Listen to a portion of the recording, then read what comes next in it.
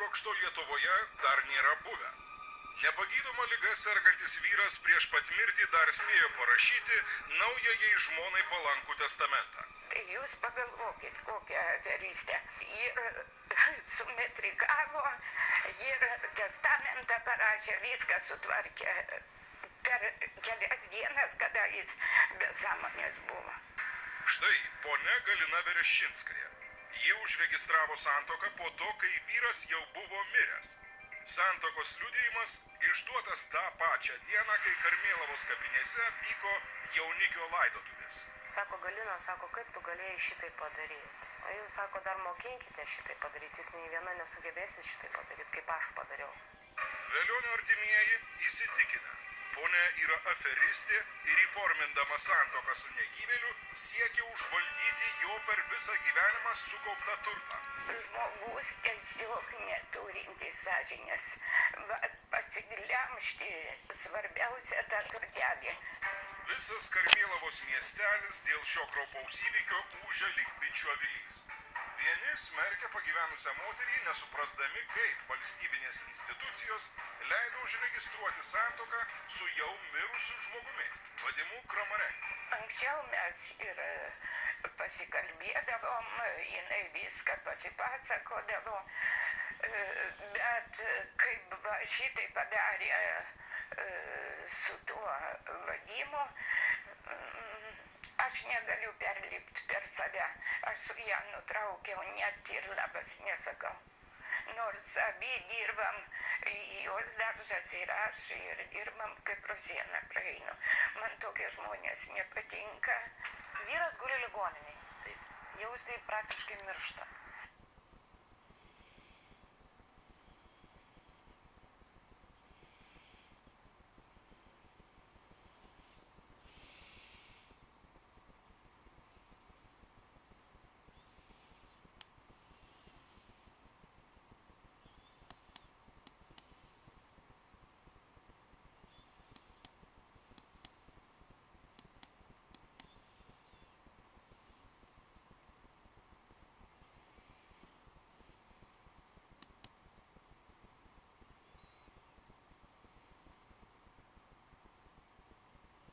Ir jinai pasirūpina testamentu, po kelių dienų santuoką ir dar kitą dieną jisai miršta. Jūs čia nieko neižvelgiat?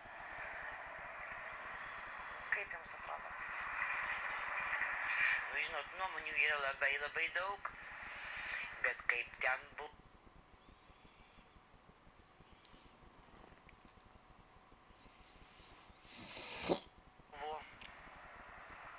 Man irgi kažkaip tai keista, kad į tos santuokos, jisai ne pirmą kartą gulėjo ligoninėje, per kelis kartus žmogus gulėjo ligoninėje. Tačiau kai kurie Galinos ir Vadimo kaimynai mūsų laidai pateikė visiškai priešingą versiją.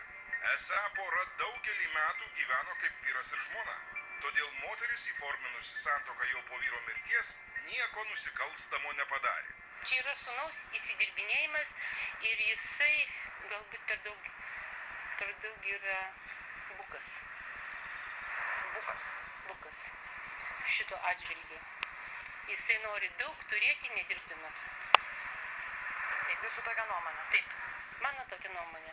Na gerai, bet vis dėlto, ar čia nekvepia aferizmu? Na, prieš mirtį žmogus...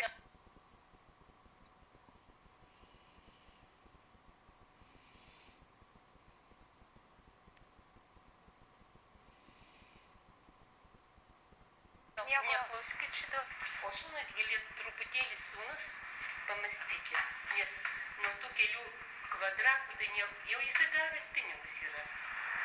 Na, jisai sako, čia ne dėl pinigų, čia dėl teisybės. Kad tėvas nenorėjo iš tikrųjų su Galina nei tuoktis, nei palikti savo turto. Oi, tegu nepasakoja nesąmonė. Kas ji, toji ponia Galina? Mylinti moteris atsidavusiai slaugiusi sunkiai sergantį vyrą ir teisėtai paveldėjusi visą jo turtą, ar paprasčiausia aferistė, bet kokią kainą siekusi užvaldyti viską, kas jai nepriklausė. Aš noriu pasakyti, kad anksčiau ar vėliau įla iš maišo vis tiek išlenda. Ne anksčiau, tai vėliau jinai tikrai išlysta įla. Šį vakarą akistatoje neįtikėtina vedybų su negyvėliu byla. Tačiau iš pradžių grįžkime į tuos laikus, kai Eduardo Kramarenko tėvas Vadimas susipažino su Galina. Buvusi kaimynė Stefanija puikiai prisimena, kaip Galina atvirai viliojo vedusi vyrą ir 2 vaikų tėvą, negana to savo draugė sutuoktinį Vadimą. Tas Kramarenka buvo kariškis, toks storulka buvo. Aš dabar savo daržę, Kramarenka eina į savo daržą, o Verešinska savo daržę ir sako jam, Vadim rusiškai, tu toks gražus, taip numetė į svorį, sako, net aš į tave įsimylėjau. Vyrai, žinot, tokį komplimentą pasakė, jis taip kaip gaidys pasisuko, taip, ir aš žiūriu, jis pradėjo pas ją lakstyti. Nu ir suprantat, ir jo pirma žmona gražiai buvo, dirbo tulpiai padavėja tokia aukšta. Aš tai neturiu supratimo, kaip jis susigundė su ta Verešinska. Tik jis po kokį 10 kartų į dieną vis bėga. Buvusi kaimynė sako, jog Vadimas paslapčia ėmė lankytis Galinos namuose. Lankėsi tol, kol apie slaptą meilužių romaną nesužinojo žmona. Įlindo tą Galiną į jų šeimą, jinai pastoviai pas visus. Kur vyras su žmona, jinai va ten bando ir prilys. Vat kur silpnesnis pasitaikė, tai ir užkybo. Nu tiesiog, žinot, vyrai užuodžia, kaip šūdis, kur galėjo, taip ir vyrai, kur jeigu moteriškė laisvo elgesio, jie užuodžia tai. Galina ir Vadimas pardavę kiekvieną savo butus, nusipirko būstą štai šiame daugiabutyje Karmėlavos pakraštyje. Ta būtą, kai nupirko, jau jis man pasakojo, jinai klausė, kieno vardų registruosim. Jisai sako, mano, o jinai pradėjo verkt, sako, tiesiog alpsta ten pas notarą. Jis sako, vis vieną kartų gyvensim, kuo tu čia alpsti, tegu būna tavo vardu. Tačiau meilužių meilė, pasak Vadimo artimųjų, ilgai netruko. Galbūt jūs kažko nežinot, gal iš tiesų tarp jų buvo didelė meilė ir iš tiesų nespėjo susituokti anksčiau. Nu tai jie būtų visur kartu, nebūtų taip, kad va, tai, jeigu jinai namuose, jisai nesėdėtų prie garažo. O jisai kaip tik jinai namuose, sako, aš einu, sako, į garažą, aš negaliu, mesgi pastovi prie garažo, tai jisai pas mumis ateidavo, tai mes prie garažo eidavom pas jį. O kada jau jinai išvažiuoja, va, jisai sako, va, išvažiavo, ačiū Dievui. Šiaip vat, žmonės sako, kad vat, sako, tu įsivaizduoji, kokią aš gangreną įsigijau. Jau man tiek buvo, jinai atsibodusi. Jis man sako, pagalvok, šitokią žmoną turėjau, aukso gabalą. Jinai būdavo, suprantat, jis dirba prie garažų, jinai sumuštinių pridaro, ant lėkštutės, kaip padavėja, taip žinot, bėga ir reikia. Vadėk, ateik valgyt, tau nešu. Ir suprantat, Jis gailėjosi dėl to. taip jisai man sako, tu žinai, ko ji nepakentėjo. Būčiau pamatęs, perpratęs tą galką, būčiau pas ją sugrįžęs, galėjai pakentėti. Aš jam sakau, o tu kentėtum? Ar kentėtum? Pastoviai sakydavo, kad vat, su ta Galina tėvas po pusę metų nekalba. Man tai pradžiai kažkaip tai keista pasidarė, kaip tai gali žmonės va tai va gyventi bendram bute ir nekalbėti po pusę metų. Tai sakau, tai ko jie iš viso vienas į vieną, kitas į kitą gal. Nu, nerealu kažkaip būdavo. Po pusę metų, po metus. Atėjo metas pasikalbėti su pačia Galina Verešinskaja. Atrodo, ponios Galinos nėra namuose. Kieme sutikta jos kaimynė sako, kad moteris dažnai būna išvykusi. Kągi, su Galina mėginame pasikalbėti telefonu.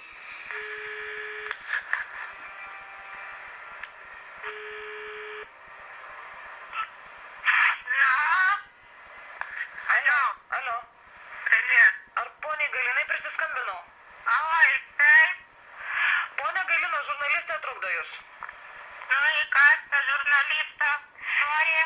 Mes norime pasiaiškinti dėl jūsų santuokos su Vadimu. Kaip ten buvo viskas? Я не хочу это комментировать. У вас есть, который комментирует все.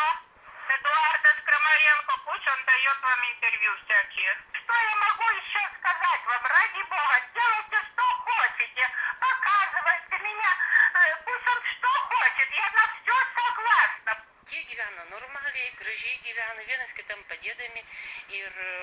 Bet jie buvo atsidalinę savo butą. Jisai spina susidėjęs, mes matėm nuotraukas.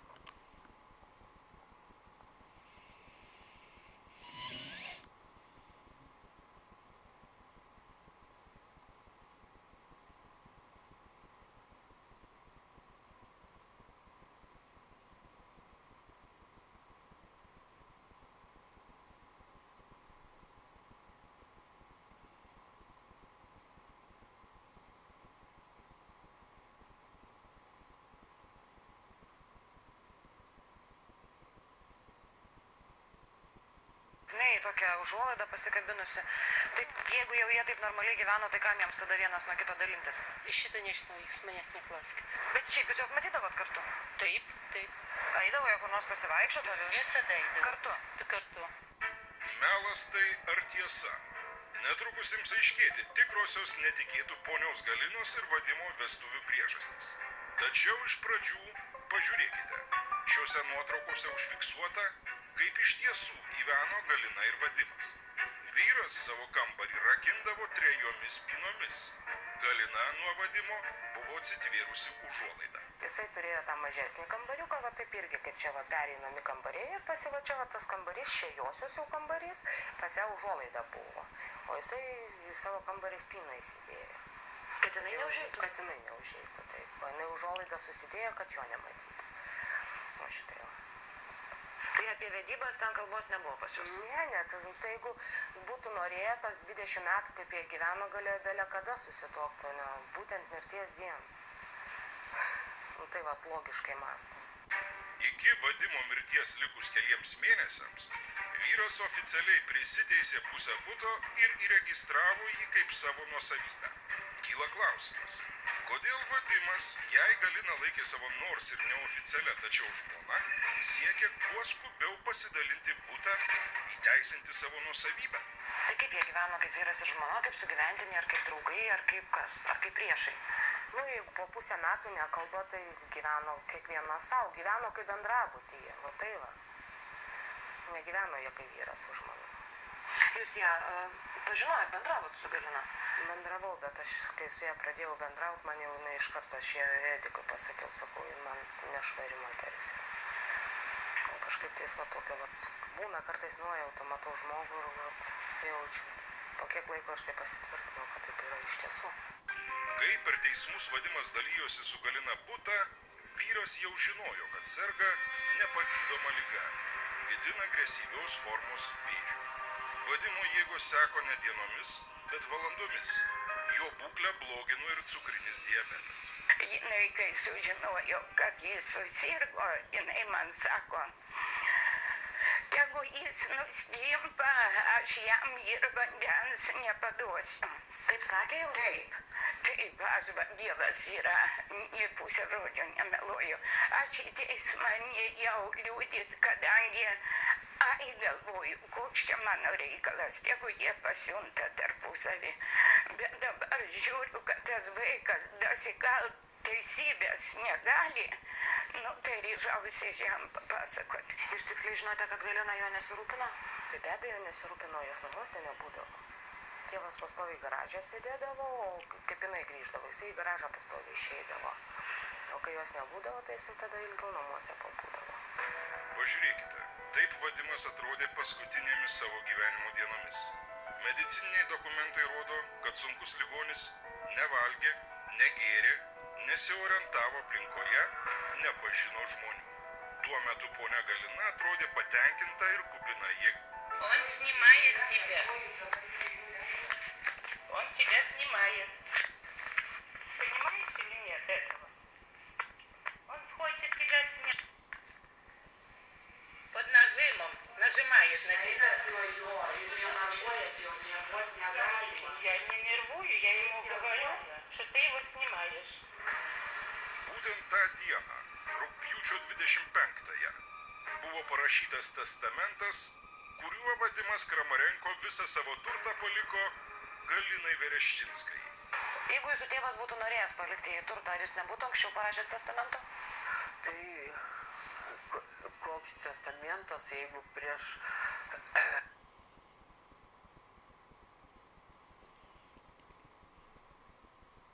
prieš kiek čia porą mėnesių jie pilinėjasi, dalinosi per pusę tą butą. Čia niekaip, neįmanoma. Čia kam nesakai, čia visi juokiasi. Ant testamento nėra Vadimo Kramarenkos parašo, nors tą pačią dieną jis dar sugebėjo pasirašyti ant medicininio dokumento. Kyla klausimas, ar sunkus ligonis, kuriam vėžys buvo pažeidęs smegenis, suvokė, kad visą savo turtą palieka poniai Galinai.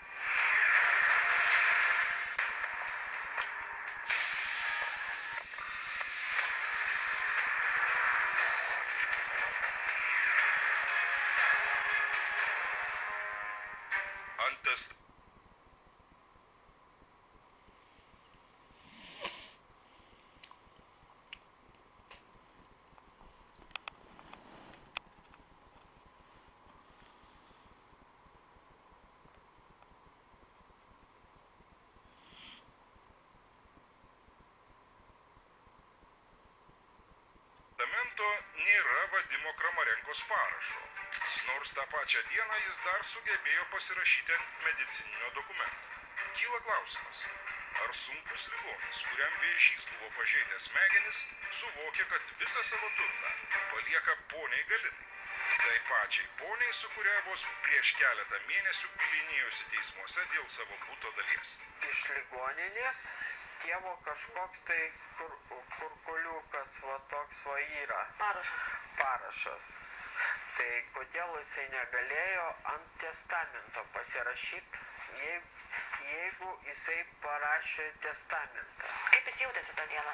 Užėjom jisai, tai kaip gulėjo, va tas žvilgsnis toksai, va kaip žmonių nepažįsta, kaip klejoja kažkur jo. Kai sakė, jisai pasijudinti negalėjo, kaip matėt rankos, tai juda jo iš tikrųjų, pats testamentą jisai pats pasirašyti galėjo, rankos nebuvo tos ligos, kad jisai negalėtų pats nepasirašyti. Tai, jūs turite dokumentą tą pačią dieną ant gydymo lapų, jisai yra pasirašęs, tai kringeliuką tokį uždėjęs, kad, kaip parašą tokį padėjęs jo, būtent tos pačios dienos, kada jį išrašinėjo ir kada buvo sudarytas testamentas. Reiškia, ant testamento jisai nebesugebėjo pasirašyti, o ant gydytojo išrašo jisai sugebėjo pasirašyti. Tarsi testamento būtų negana, ponia Galina nepraėjus nei savaitei sugalvojo su Vadimu susituokti. Tiesiog čia, ligoninėje, likus mažiau nei parai iki vyro mirties. Mes dieną buvom, daktarą pasikvietėm, pasižiūrėjo, kaip jisai, kad visai jisai nereaguoja iš viso į nieką, neatsako net tos klausimus, nors jisai jau tą dieną, kai radom, nebekalbėjo, tik tais akim žiūrinėjo. Po to nusprendėm vakare atvažiuoti, nes jau matėm, kad nelabai jau gerai. Vakare atvažiavom, tas kvapas po šventinimo, tų tokių, kaip būna tas dūmų kvapas, seselę pasikvietėm, klausėm, kas čia, dėl ko čia taip, kas čia buvo. Sako, taigi ką tik kunigas išėjo, sakau, tai kas jis čia veikia, tas kunigas. Tai sako, gal susitokė, štai pasižiūrėjau, galvoju, jauna sesutė, gal kažką netaip suprato. Gal netaip suprato, kaip galima su tokiu žmogum ženytis, kažkaip tais nerealu būtų. Kad jaunikis miršta jau? Mirštantis jaunikis, o čia vestuvės kelia. Kažkaip tais, sakau, gal ką nors sumaišėt. Gal ir sumaišiau, sako, bet tokių atvejų būna, sako, būna. Ponia Galina ir mirtiną ligonį sutuokė stačiatikių dvasininkas Igoris Rinkėvičius. Ar Dievo tarnas matė, kad jaunikis itin sunkus, mažai ką suvokiantis ligonis? O gal ponia Galina už tuoktuvių ceremoniją dosniai paaukojo cerkvei? Tai norėjau jūsų paklausti, kaip ten buvo iš tikrųjų, nes kiek mes žinome, vestuvių dieną jaunikis, pasak medicininių dokumentų, nekalbėjo, nevalgė, nereagavo į aplinką, kitą dieną apskritai jisai mirė, o jūs jį sutuokėt su Galina, tai sakykit, kaip jis tuomet jautėsi ir kaip jis atrodė? Когда я приехал в Винши, в тот момент, я принял решение такое, что он был в сознании, и он дал согласие на венчание. А как он дал согласие? Он сказал? Он подтвердил желание, то есть я не спросил, он подтвердил. O kunigas tai ką, nuėjo gražiai paverkė, sako, kunigas šitas, ne kunigas, jisai popas, aš nežinau, kaip ten jų kalboj ten. Paverkė pasielgė gražiai, sako, jis labai geras iš tikrųjų, nu, pagal žmonių šnekėjimus. Ir užkybo gal ant to kabliuko. Jūs manote, kad jinai ir kunigą apgavo? Ir kunigą apgavo, taip. Gal paaukojo kažkiek, taip, kad nesusituokė, dar ką nors gražiai į petį paverkė, jinai mėgėja tokia, mokėtoja tokia. Paverk gražiai ir... Įsivaizduojat, bet šito aš irgi nesuprantu. Jeigu popas mato, kad žmogus be sąmonės ir tokia, suprantat, jeigu aš tikiu į Dievą, tai aš niekad nedarysiu falšo ir nekalbėsiu falšo, nes bijau, kad viskas grįžta bumerangu. Ką pasakai ant kito, tau, jeigu neteisybė, dvigubai grįž. Gerai, o ką jinai pati šneka? Kaip jinai sako, kokia jos versija, kas čia vyko?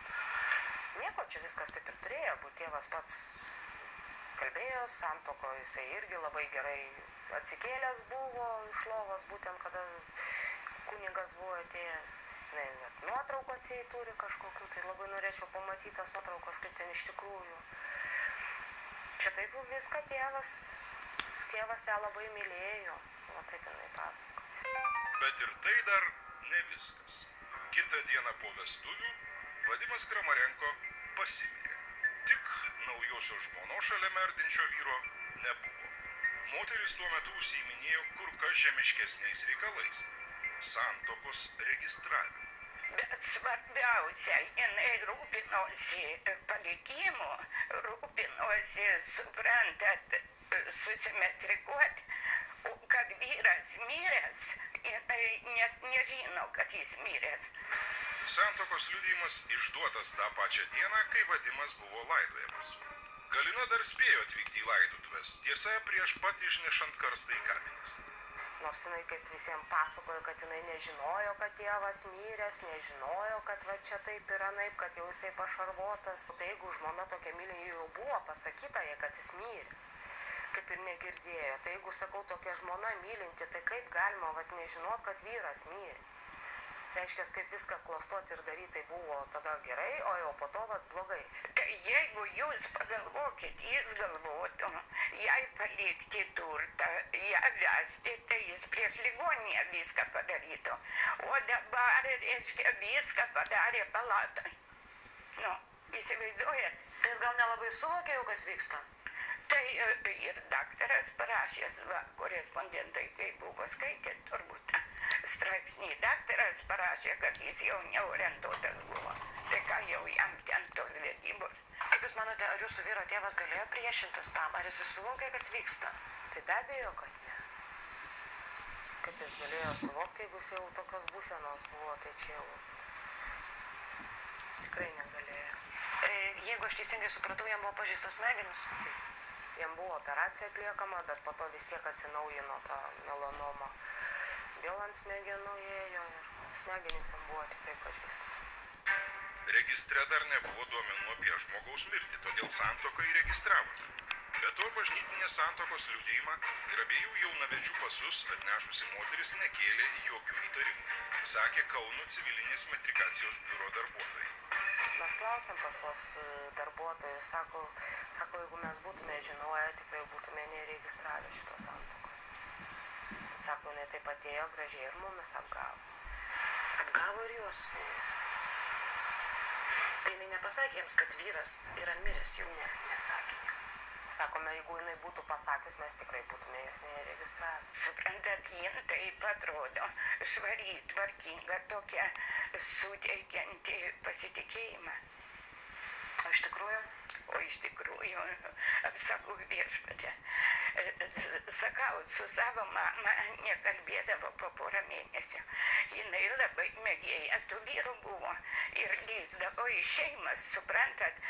Motina matydavo, kad vedęs ateina, jai sakydavo, kodėl tu taip darai, kam tau reikia skirti šeimą, susirask kokį, jeigu negali, nevedusi arba našlį kokį.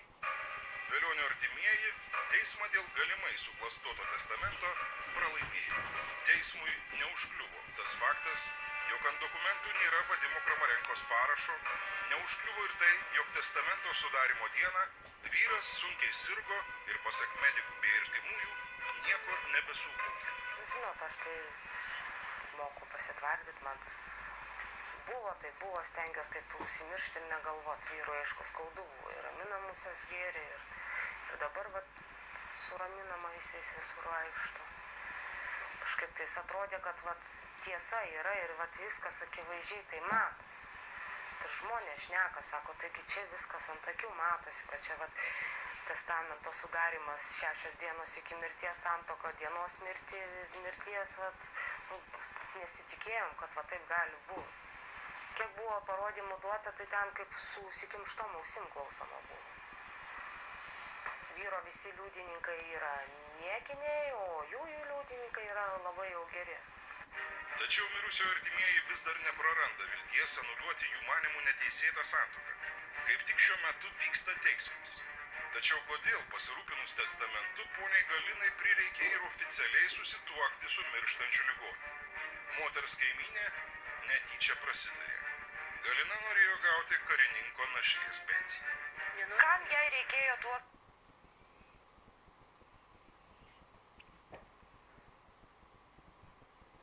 Kai jis jau buvo praktiškai prie mirties. O todėl, kad jisai gauna Rusijos kariškio pensiją ir našlės pensija yra žymiai didesnė negu jos pensija. Dėl pensijos. Tai čia viską dėl pinigų? Nežinau. Tik tai dėl to. Gal jinai bijojo, kad kiek jie čia kartu sugyveno, kad sūnus nepasiimtų viską. Jisai bizniuką turėjo, laikėsi prie pinigų, žmogus buvo visą laiką. Čia kuris? Kramarenka? Jo, jos vyras.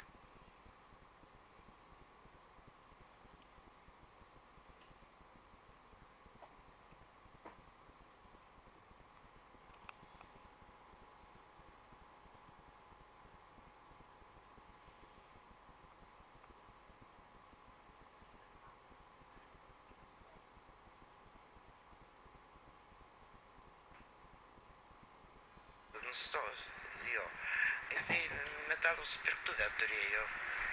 Šiandien ponia Galina gyvenimu regis nesiskundžia. Visi įtarimai aferizmų ir sukčiavimų nuo šios moters tarsi vanduo nuo žąsies. Tuo metu velionio artimieji sako ir toliau sieksiantys įrodyti, jog naudotis bejėgišką mirštančiojo žmogaus būklę nusikaltimas, kuris negali likti nenubaustas. Aš eisiu iki galo. Tikrai.